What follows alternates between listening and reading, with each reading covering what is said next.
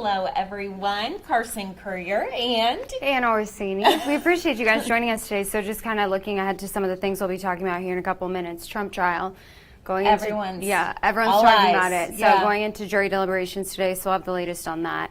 Also following a couple fires here at home, which was kind of expected with the weather that we've had being so dry, but one of those fires kind of flaring up overnight, so we have updated numbers today. Absolutely. One thing that we always love to talk about is our fire crews. They really jumped on a lot of those fires and got it a good way contained really quickly too. Yeah. So we love to see that, but always a reminder to be fire safe really all year. All year, yeah, especially with how dry it is here, but especially right now because I think that it's that weird time of the year where we had the delayed triple digits and so people weren't as weather aware, fire aware, because we were really lucky throughout the month of May, and then now all of a sudden the heat's here, it's super dry, and so all of us kind of just have to change our behaviors a bit to make sure everybody else stays safe. So we'll send you back out to Mount Bigelow for a look outside right now, and then we'll join you back here at 9:30.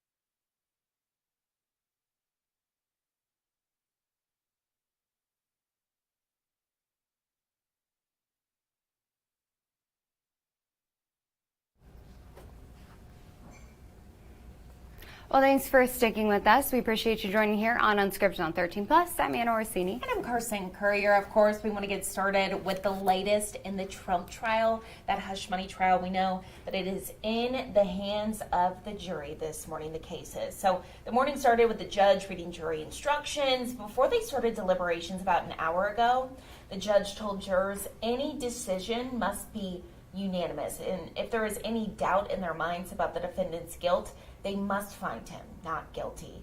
Now, the judge was also told jurors it was not up to Donald Trump to prove his innocence, so they must not consider his not testifying as a sign of guilt. Now, the judge also told jurors that they cannot convict Donald Trump on Michael Cohen's testimony alone because he is an accomplice in the case. Jurors were also told that they are the judges of the facts in this case and that their verdict must not be made based on speculation. The judge also said that ultimately it is up to the judge when it comes to a sentence. They should not speculate as a jury on a potential sentence. Donald Trump faces 34 felony charges in this case. Before dismissing the jury to begin deliberations, the judge read through and explained each of those charges. Of course, outside of court, something we talked about yesterday, NYPD putting up barriers, kind of a large police presence just in response to what the verdict could be in this case. So something we're keeping a very close eye on heading into today. Absolutely. And turning to something happening here at home today, Arizona Senator Mark Kelly will be touring a Planned Parenthood clinic. This comes weeks after Governor Katie Hobbs signed a repeal of the 1864 abortion ban law. Senator Kelly's been a leading voice nationally against that ban, and he also condemned the state Supreme Court, their recent decision, moments after it was released. So during that tour, he'll be hearing from staff and providers on some of the challenges that they're now facing in the programs that they still offer. So just something at a local level that we're keeping an eye on for you today. And one of the fires we were mentioning just a couple of minutes ago. So we know fire crews are continuing to work to form a line around this wildfire. You can see it on your screen, burning in Cochise County. At this hour, all pre-evacuation orders have been lifted here for the Bear Fire. And this is after state forest officials say forward progress has been stopped. We are mentioning those fire crews working extremely fast, which is some great news. They were able to kind of stop forward progress here within just a matter of hours. The fire started yesterday afternoon about 18 miles east of Benson, and it has burned just a little over 130 acres near Bear Road and Dragoon. So state forest officials say large tankers, ground crews, they worked quickly to get that fire under control. Now, the Cochise County Sheriff's Office did have pre-evacuation orders in place for some homes that were within a 5-mile radius of that fire, but again, those have since been lifted, so some good news for people who live in that area. There were no structures that were destroyed in this fire, as we know this morning, or as they know this morning, but officials do say it should really serve as a reminder for people, of course, kind of like we talked about before we started, just be mindful of the fact that it's really easy for a fire to start right now, just with how hot and how dry it's been.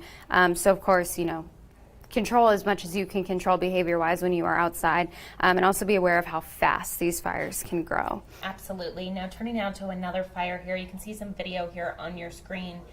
We know this is actually in Pinal County. Some families have been forced to evacuate as wildfires continue to burn in that area. This is dangerously close to homes. Updated numbers from overnight show the Simmons fire has burned about 400 acres with no containment this morning. Last night, State Route 177 was closed in both directions due to the flames burning on both sides of the highway, but it is back open this morning. So that fire started yesterday, and as you can see, it just quickly moved through some of the grass and brush in the area. Heading into today, the biggest concern for those firefighters are winds, hot temperatures, dry conditions. Their main priority, though, is to keep the fire from approaching the town of Kearney. For safety reasons, power has been shut off to the north end of Kearney, and the Pinal County Sheriff's Office says that the go notification does remain in effect for residents of the Riverside neighborhood outside of Kearney. About 25 to 50 homes are under a set or go status right now, so people still under some sort of evacuation order in that area. So just keep that in mind if you have family out there, friends out there. Again, this isn't in Pima County, this isn't super close to home, but you know, it's something that can start very quickly and a situation that can escalate. So just fire safety, keep that #1 priority as we head into some of the warmer weeks ahead. Absolutely. In other kind of areas, we spoke on this a little bit yesterday. Texas, they cannot catch a break. So hundreds of thousands of people still without power in Texas this morning after powerful storms yesterday. We know more than 400,000 people are without power. 200,000 of those are in Dallas County alone. So a lot of people there affected. Both Houston and Dallas were slammed by severe storms. You can see some of the video here.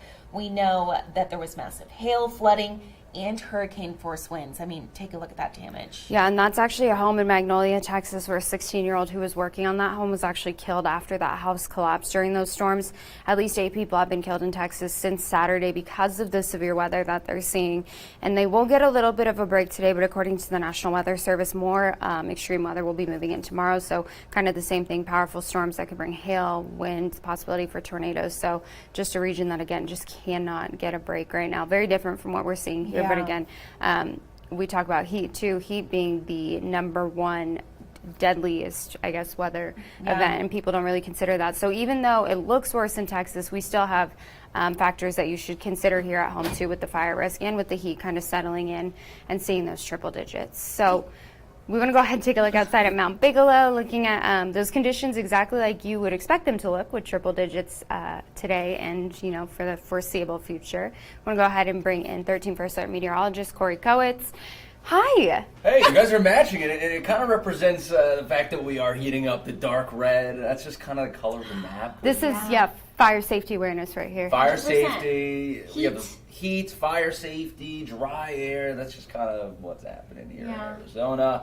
Luckily, not seeing what's going on out east, fortunately, but certainly, right, like you said, heat's number one killer, fire danger. So all of that doesn't mean you need to put your guard down. We still have some impacts to talk about. But, with that being said, let's take a look at that radar. Right now, out to the east, not too active of a morning, but we could possibly see some storms spark up here wherever you see that green and then that yellow even more so. Could see that severe risk. It is a 2 out of 5 risk, which is the highest it's going to go. So not super high risk in terms of the magnitude, but a pretty large area swath there in the Intermountain West, up through kind of the high plains into western Texas. Well, could be dealing with another round of afternoon showers and storms. But let's go to here, guys. It is not that case. Look at that. I mean, we got like a little cloud cover there in the northeastern corner of the state. That's it.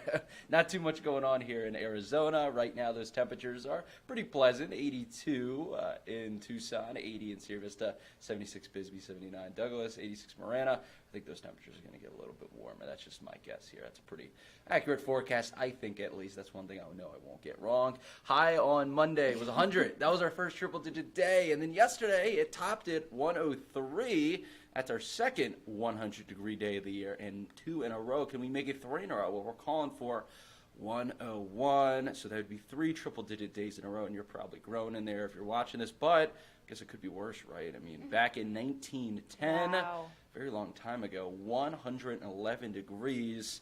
So, yeah, I guess we could be thankful it could be a lot worse here. But here are those high temperatures around the region, 101 in Tucson, 101 Marana, 102 Casa Grande. Could get up to the triple digits in Oro Valley and Green Valley as well. Elsewhere, a lot of 90s. Oh, actually, Frat Safford, they could get to 100 too. Look at that. Good job, guys. 97 in Benson, Tombstone 93, 92 in Sierra Vista, 96 in Douglas. You guys are safe in the triple digits according to our forecast today. Luckily, let's check it out hour by hour here in Tucson. Expect to get right around that triple digit mark by the afternoon hours, and then by the time we do get to the evenings, they'll be in the 90s and 80s. A lot of clear skies today, and I'm just going to say get used to the triple digits today, 100 degrees. But every other day, also expect to get into the triple digits through this weekend and through mid next week. I guess the positive is it's not going to get too far above the triple digits, just 103. Like, we can deal with that. I think it could be in Phoenix, right? Could be in Phoenix. And I feel like 110 is kind of that number where it's like, whoa. Like Mother Nature, calm down. I mean, yeah. Is there a switch to turn off for sun or something? Hopefully. But there isn't. So we're going to have to deal with the triple digits, and we may have to deal with them for a while. So here's that 8 to 14 day outlook showing a lot of the state above average, unfortunately, especially up to the north. In our region, that second and third layer above average, while keeping in mind there in the top left-hand corner, the average is 99 to 101. So it really does seem like those triple digits are going to be here to stay for a while. And we were talking about the wildfires, so let's talk about that bear fire that's off of I-10 in between Benson and Tombstone. Here's that spot forecast rest of the day. Winds, not a huge issue, but certainly those afternoon gusts could make it a little tough for firefighters, 8 to 15 miles per hour. Very, very dry. That's a big thing. 4 and 7% humidity. Bottoming out there. Pretty toasty, 91 to 94. Haines Index, which shows how much plume growth it can have, pretty high. So we're certainly monitoring, and those are those relative humidities there relative to the temperature, very low. In the teens and the single digits, not very good. But the winds, we could see worse. Those winds will get a little bit stronger here by the afternoon, 20, 25, maybe 30 mile per hour winds at the site of a fire in terms of those gusts. So we certainly have to monitor that, and luckily they do fizzle out by the evening hours. We'll track out those afternoon wind gusts around the Tucson metro, which does show kind of overall all-encompassing winds here in the region, showing that your general afternoon winds, nothing too crazy standing out, but just your average gusty winds during the afternoon. That can make it a little bit difficult for firefighters. And guys, 90% of wildfires are caused by humans, so here's some ways to prevent fires, especially this time of the year. Very important. Avoid using charcoal grills and fireworks. Don't toss your cigarettes out. Check for dragging tow chains on your car because they could spark. With that being said, don't use any tools that can spark. And I wouldn't even recommend making fires, but if you do, make sure you completely extinguish that fire if it is a campfire out there. We're talking about fires. We'd love to have some rain. Look at that, 8 to 14 day precip outlook, which is next Wednesday through June 11th, showing us that second and third layer above average, which is positive, but it is relative to this time of the year, so like any rain would really put us a good deal above average, so don't expect a soaker during then, but it's certainly something that we'd like to show you. Could maybe see rain. We always like to highlight that, especially this time of the year. But over the next 7 days, dry, triple digits. It is May into June, and this is just normally what you see this time of the year. So triple digits, hot, dry, get used to it. Okay. Get used to it. On that note, yeah, thank you, Corey. We appreciate it. Yeah, I mean, it's consistent. We'll take that. We will. Yeah, We'll take it. you know how to plan for it. Well, as we talk about the weather, of course, it's starting to feel a lot more like summer. And if you're a parent, you're like, yeah, it definitely is summer because my kid is at home with me during the day. Oh my gosh, can you imagine just the transition? No, I think about how much we terrorized my own mother during the Yeah. summers, and I'm like, why did she not put us in summer camp? Right? My mom was always super excited, like, oh my gosh, the kids are home. Yeah. And then chaos. It just like that lasts maybe 48 hours. And then Exactly. she's like, I've had enough of this. When does school start again? Right? So Yeah. a lot of parents, actually, they're like, I can't take this all at my house. I'm going to send my kid to separate camp. Yeah. Makes sense. It does, especially for working parents too, and then it gives know. kids an opportunity to, learn different things, do cool stuff. I And know, not just sit on the couch. yeah, you know? yeah, and get out and interact with their friends. I know that kids usually will sign up with like a buddy so that Yeah. you don't go in alone. So of course, if you are hoping to sign your kid up for summer camp, a lot of the space is already filled up, so you'll want to do that soon. But if you have, there's some steps that you can take to kind of get them prepared for all the fun activities and adventures that they'll have this summer. Exactly. Our very own Jack Cooper has everything you need to know.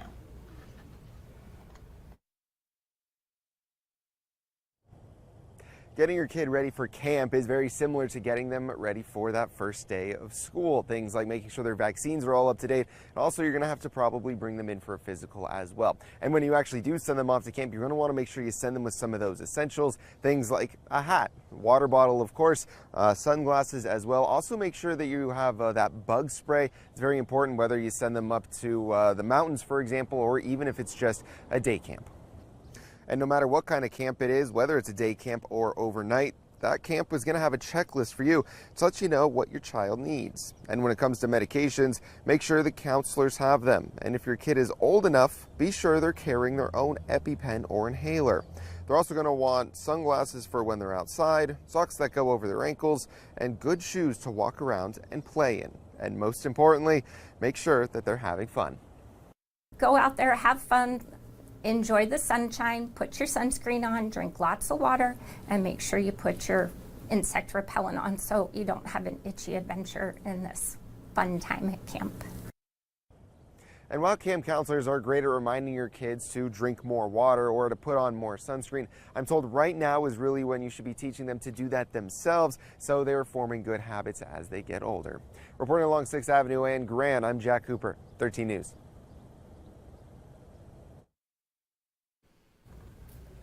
And speaking of the summer, maybe you are planning a trip to the beach with your family at some point this summer. People in Santa Cruz kind of getting a nice little surprise. So we're very familiar with this certain suspect in this case. It is otter number 841. Oh. Familiar to the waters of Santa Cruz because this sea otter has been known for terrorizing people when they're out on their surfboards, boogie boards, paddle boards, whatever. It will jump up there and then start chewing on them and stealing them. So he has made an appearance, or she has made an appearance once again, and has been spotted jumping onto surfboards and, just doing what she wants because it's her house. Honestly, it is her house. It is her house. She She's lives like, there. I don't like you here, and I want your surfboard. Right. So If I'm gonna give say, it. and the thing is that they're protected. A lot of parts of Northern California, like Monterey, they're protected, so you can't touch them. So if they come Kinda up like onto your turtles, thing, yeah, you right? have to just give them space, move back. So she said, I am taking full advantage. Yeah, it's funny because my sister actually has been in Santa Cruz recently. Her boyfriend has a place there, his family does, and she sent me a picture over the weekend of an otter on a surfboard. It had jumped up there. It might be this otter, and the person who was on the surfboard jumped off and kind of gave the otter space. So I think they're so. Are they mean? I don't know. This one, Maybe. like we said, does have a history, kind of a violent history of destroying surfboards. So some vandalism in her past. She destroys them with her claws and teeth. So I don't know. I know that there's been stories about otters biting people, but they're just so cute and they have those tiny little hands and they hold hands. Yeah. And they carry around rocks in their pouches. They have a This favorite morning, rock. I told Tyler, I said, oh my gosh, it's kind of like when you're in a pool on a float. You're trying to grab your friend or grab the edge so you don't float away, and he's like, exactly. It's like tubing. It's the same thing. It's like tubing in a river. The exact same it's like thing. being in a lazy river. He was river. making fun of me. He thought that was Stupid, probably. No, it's true. I was like, I get it. If you are the flotation device, which they are because they can float, Exactly. why would you not connect with your friends? Well, because they don't want to wake up away from their family. Because they're napping. I don't makes know. sense. I think it's cute. I love it. So, yeah, hopefully they get this figured out and Otter 841 can start to, Behave. be on her, better behavior for the summer months. Well, speaking of animals, oh no, we have to, oh no, where'd it Oh, go? goodness. Wait, We have to show you the pandas. Technical difficulties here, friends. Are any other videos working? I don't know. Let's see. Oh, the otters are working. What, it's just the panda video? Oh, there it is. Yay. Okay, Perfect. so good news. We've talked about this before, and I'm happy to announce that the 2 giant pandas will Are these be... them? These are pictures of them, yes. They'll be returning to the National Zoo in Washington, D.C. So they have Bowley and then Xingbao, who is, they're 2 pandas. They're set to arrive at the Smithsonian's National Zoo by the end of the year. This is, of course, through the zoo's Giant Panda Conservation Program in partnership with China. I love this. Like, how is his foot turned that way? I'm just I so don't know. confused. He's just chilling. He's just vibing. It's super cute. So we know this comes after 3 giant pandas left the National Zoo last year. A lot of people were really upset by that. The move prompted concerns that the 50-year history of the bears being housed in the U.S. Capitol could be coming to an end. At the time, Smithsonian staff called the departure a hiatus, so gave people a little bit of hope that they would be coming back. And now, great news for all those folks, the Yeah. panda lovers. So not just Washington, D.C., so they're actually kind of expanding on it. And so the San Francisco and San Diego zoos are also preparing for pandas. So they're building their little exhibits in their houses now. But the National Zoo obviously already had one because they've had pandas before. So they're getting their pandas back. And then we'll have 3 zoos across the country with pandas. Super cute. Why- Fun fact, we used to have a panda cam that we would use for the morning show all the time. Yeah. And you could just see the pandas hanging out. Where'd they live? interacting. I believe it was out of San Diego. And they were just hanging out. Just hanging out. We'd always take the panda cam at the end of the show. Because like whenever you hear the word bears Uh-huh. to describe a panda, it doesn't feel No. right. I don't know what they are, but they're not bears. They're like big dogs. I was going to say the picture of the panda with all the bamboo in his mouth. Yeah. I was like, oh, Zona. Oh my gosh, when she eats your rug and you come home and she gets caught. That's a whole other story. It's Zona She's now eating her basket, with her toys. her wicker The basket. basket that I told you to get to keep her toys in. Yes. Oh no. I was on the Peloton yesterday. I came out and she was just, Just chewing away. yep, I mean, it could be something else. it could be. It could be your shoes. Could be your furniture. At least it's Exactly. her basket. At least she's chewing on her own stuff. I'm just worried she ate it. We shall see. They're resilient.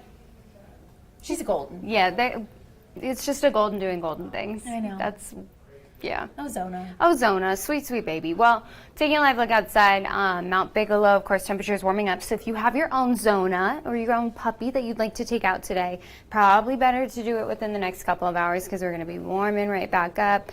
Again, triple digits kind of through the 7-day forecast. So it's that time of year again. I know. I told everyone earlier this morning, I'm like, if you don't like it, move.